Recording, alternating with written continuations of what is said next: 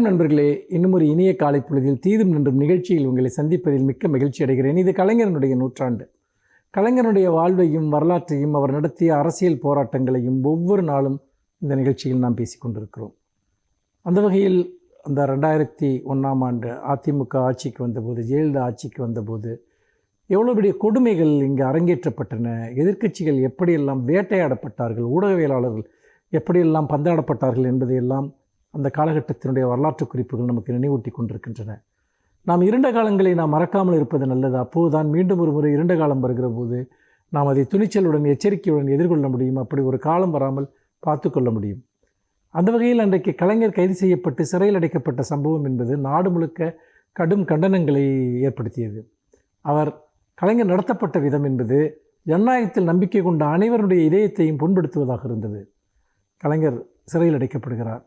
அடைக்கப்பட்ட பிறகு ஒன்றிய அரசினுடைய அன்றைக்கு அமைச்சராக இருந்த அருண்ஜேட்லி இது குறித்து மிக கடுமையான எதிர்வினைகளை மாநில அரசிற்கு மேற்கொள்கிறார். அந்த வகையில் அந்த சமயத்தில் தன்னை சந்தித்த அருண்ஜேட்லி அவர்களிடம் கலைஞர் சொன்ன வாசகங்கள் இன்றைக்கும் வரலாற்றில் மறக்க முடியாத ஒன்று. அன்று ஜெயலலிதா நடத்திய அந்த அராஜக ஆட்சியின் மூலமாக மாநில அரசு கலைக்கப்படக்கூடிய ஒரு சூழ்நிலை ஏற்பட்டது.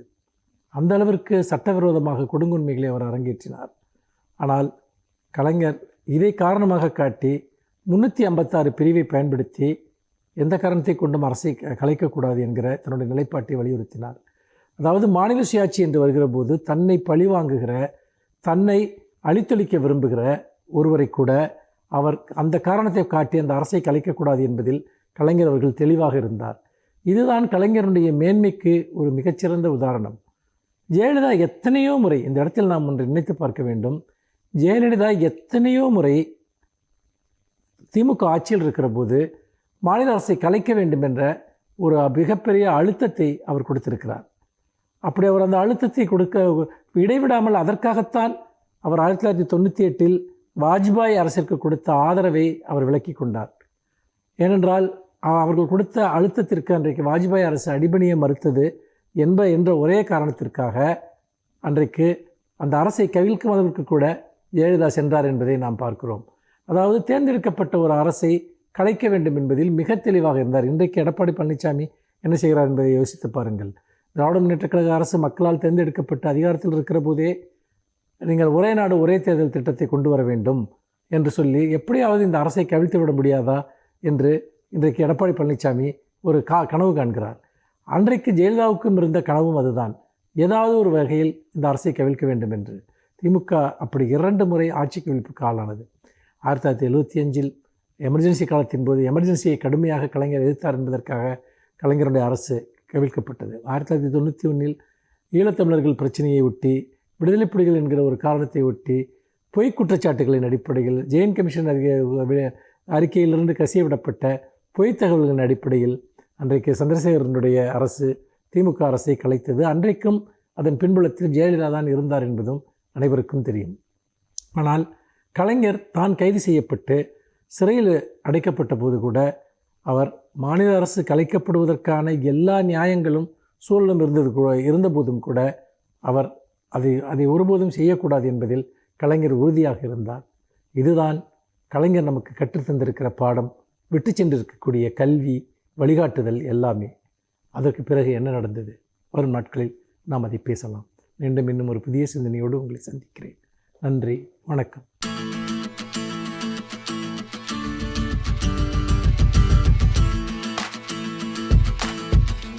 இன்றைய காலகட்டத்திலே எல்லோருக்கும் உள்ள மன அழுத்தத்தையும் மனச்சோர்வையும் போக்குவது எப்படி? இந்த மன அழுத்தம், மனச்சோர்வு ஏற்படுவதற்கு பல்வேறு காரியங்களை நாம் ஆராய்ந்து பார்க்கின்றோம்.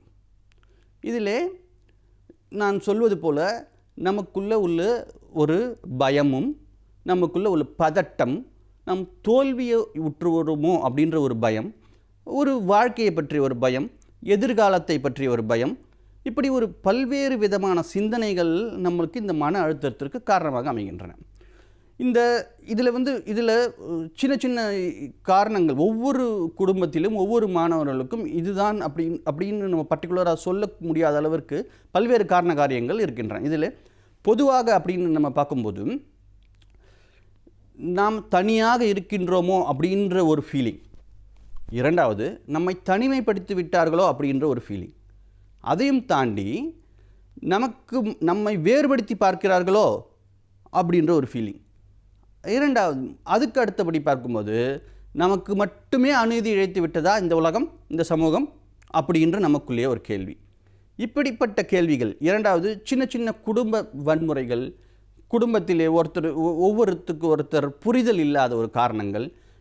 இந்த ஒரு சிச்சுவேஷனை எப்படி நாம் கையாள வேண்டும் என்பதை பற்றிய போதிய அறிவு இல்லாத காரணம். அறிவுன்னு சொல்ல முடியாது, அறியாமைன்னு சொல்லலாம். அறியாமை.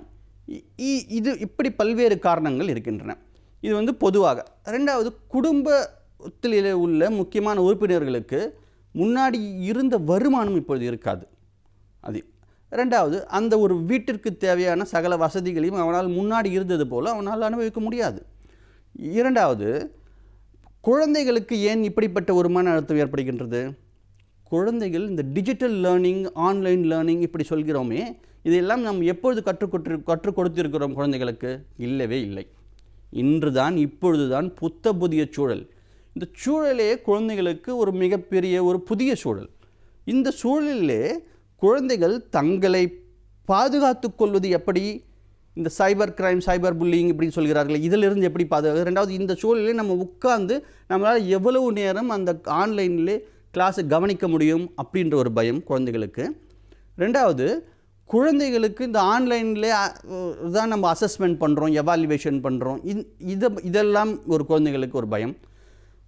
அந்த ஆன்லைனில் டீச்சிங் பண்ணுறவங்க என்ன சொல்லுவாங்களோ, எல்லா குழந்தைகளும் கேட்குறாங்களே, நம்மளை பற்றி என்ன சொல்லுவாங்களோ, நம்ம என்ன பேச முடியலையே. அது ஒரு சில குழந்தைகள் பார்த்திங்கன்னா, நீங்கள் முன்னாடி ஒரு க்ரௌடில், ஒரு கூட்டத்திலே முன்னின்று வரமாட்டார்கள். ஒரு அச்சம் தான் காரணம் அதற்கு. ஸோ இதையெல்லாம் போக்க வேண்டும். இதற்கெல்லாம் லீடர்ஷிப் ஸ்கில்ஸ் நம்ம எப்படி இம்ப்ரூவ் பண்ணுறது அப்படின்ற விஷயம் இருக்குது. இந்த மாதிரி பல்வேறு காரணங்கள் இருக்கின்றன. கல்லூரி மாணவர்களுக்கு எடுத்துக்கொண்டே வேணால், எக்ஸாம்ஸ் இருக்குன்னு சொல்கிறார்கள், ஆனால் இல்லை.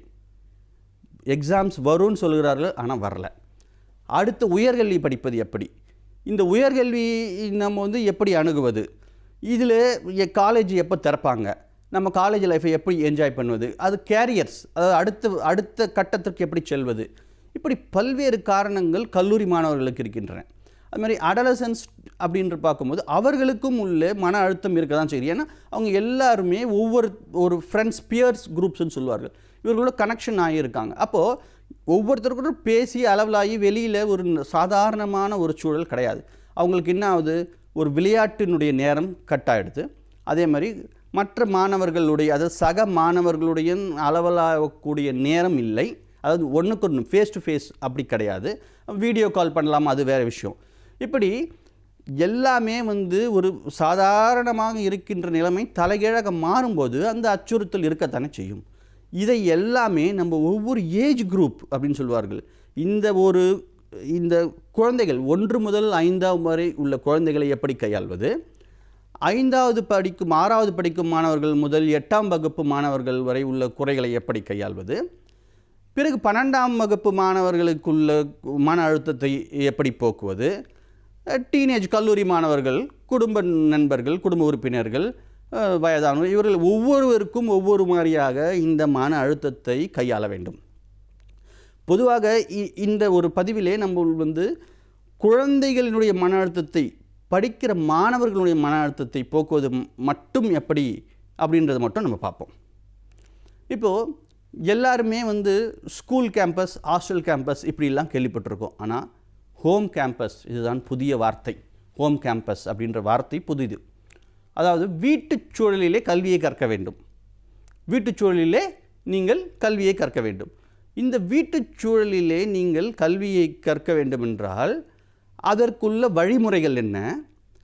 அந்த கல்வியை மன அழுத்தம் இல்லாமல் எப்படி ஒரு என்ஜாய்மெண்ட்டோட, ஒரு ஹாப்பி லேர்னிங்னு சொல்வார்களே, அந்த மாதிரி ஒரு ஹாப்பியாக எப்படி அந்த கற்றுக்கொள்ளலை நாம் உள்வாங்குவது, இதன் மூலம் நம்மளுடைய படைப்பாற்றலை எப்படி மேம்படுத்துவது, இப்படி குழந்தைகளுக்கு நாம் பயிற்சிகள் கொடுக்க வேண்டும். அது ப்ராக்டிஸ் மேக்ஸ் அ மேன். பயிற்சியும் முயற்சியும் இருந்தால் வாழ்க்கையில் என்ன வேணால் நம்மளால் சாதிக்க முடியும் மாணவர்களே. கண்டிப்பாக வாழ்க்கையில் நீங்கள் என்ன வேணாலும் சாதிக்க முடியும். அந்த நம்பிக்கையை வளர்த்துக்கொள்வது எப்படி? சுய ஊக்கம் சொல்வார்களே, செல்ஃப் மோட்டிவேஷன், அதுதான் இந்த காலகட்டத்திலே மிக மிக முக்கியம். உங்களை பற்றி நீங்கள் என்றைக்குமே குறைவாக எடை போடாதீர்கள். உங்களுக்குள்ள ஒரு திறமை கண்டிப்பாக இருக்கின்றது. அந்த திறமையை எப்படி நீங்கள் வெளிக்கொணர்வது? இப்போது நம்ம ஒரு உதாரணத்துக்கு சொல்வேமானால், மகேந்திர சிங் தோனி அப்படின்ற ஒரு கிரிக்கெட் கேப்டன் எல்லோருக்குமே தெரிந்த ஒரு நபர். அவர் சிறிய வயதிலேயே அவர் விளையாட்டின் ஆர்வம் இருந்தது உண்மை. ஆனால் ஃபுட்பாலில் தானே அவருக்கு ஆர்வம் இருந்தது. திடீர்னு கிரிக்கெட்டிலே அவர் எப்படி அவர் இன்வால்வ் பண்ணி கொண்டார், அதில் அவருடைய திறமையை எப்படி வளர்த்து கொண்டார், அவருடைய காலகட்டத்திலே அவருடைய சந்தித்த இன்னல்கள் என்னென்ன, அவர் எப்படி வாழ்க்கையில் வெற்றி பெற்றார், அவர் கேப்டன் கூல் அப்படின்னு சொல்லக்கூடிய அளவிற்கு அவர் எப்படி தன்னுடைய நிர்வாக மேலாண்மையும் ஒரு ஆளுமை திறனையும் எப்படி வளர்த்து கொண்டார், இதையெல்லாம் நாம் கண்டிப்பாக பார்க்க வேண்டும். மாணவர்களுடைய மத்தியிலே முக்கியமாக பழக்க வழக்கங்களை நாம் ஒரு லிஸ்ட் போட்டு நம் ஆசிரியர்களும் பெற்றோர்களும் மாணவர்களுக்கு சொல்ல வேண்டும். அது ரொட்டீன்ஸ்ன்னு சொல்வார்களே, ரொட்டீன்ஸ். அந்த ரொட்டீன்ஸும் அந்த ஹேபிட்ஸ், இது ரெண்டுமே தான் மாணவர்களை திறன்பட வாழ்க்கையினுடைய தரத்தை மேம்படுத்துவதற்கு உதவும். யோகா, மெடிடேஷன், பிராணாயம், இந்த மாதிரி ஒரு குறிப்பிட்ட ரொட்டீனான ஒரு வாழ்க்கை முறையை நாம் இந்த காலகட்டத்திலே மட்டுமல்லாமல் என்றைக்குமே பின்பற்றுமானால் நம்முடைய மனச்சோர்வு கண்டிப்பாக நீங்கும். இதை தவிர, அதாவது செயல்முறை மூலம் கல்வி, ஒரு மாடல் பேஸ்டு கல்வி, ரெண்டாவது ஒரு மியூசிக் மூலமாக நம்ம என்ன லேர்ன் பண்ணுறோம், ஒரு டான்ஸ் மூலமாக என்ன லேர்ன் பண்ணுறோம், இப்படி பல்வேறு விதமான நீங்கள் கற்றலையும் கற்பித்தலையும் கற்றுக்கொள்ள வேண்டும். ஒரே மாதிரி ட்ரெடிஷ்னல் லேர்னிங்க்கு நீங்கள் போகவே கூடாது. நம்மளுக்கு என்ஜாய்ஃபுல்லாக மூலமாக எதை நம்ம கற்றுக்குறோம், ஒரு மாடல் மேக் பண்ணி கற்றுக்குறோமா இல்லையா, நம்ம குக்கிங் மூலமாக அதில் உள்ள இன்ஃபர்மேஷன் என்னென்னு தெரிஞ்சுக்கிறோம், ஒரு கேமிங் விளையாடுறதுல கூட அதில் நம்மளுடைய லீடர்ஷிப் ஸ்கில்லை நம்மளால் ப்ரூஃப் பண்ண முடியும். இப்படி பல்வேறு விதமான வழிமுறைகளை நமது முன்னோர்கள் வகுத்து உள்ளார்கள். அதாவது இந்த மாதிரி சிச்சுவேஷன்ஸ்க்கு மட்டும் இல்லாமல் என்றைக்குமே இது நம்மளுக்கு மிகவும் பயனுள்ளதாக அமையும். நன்றி, வணக்கம்.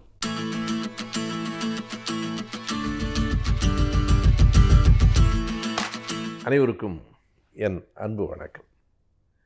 ரஜினி பாமிதத் என்னும் புகழ்பெற்ற ஒரு மார்க்சிய வரலாற்று எழுத்தாளரை எல்லோரும் பெரும்பாலும் அறிந்திருக்கக்கூடும். ஒரு கட்டத்தில் அவருடைய நூல்கள் மிகப்பெரியனவாக பேசப்பட்டன. இந்தியா டுடே என்பது அவருடைய புகழ்பெற்ற ஒரு புத்தகத்தின் பெயர். இந்தியா இன்று என்று அது தமிழிலும் இப்போது மொழிபெயர்க்கப்பட்டிருக்கிறது.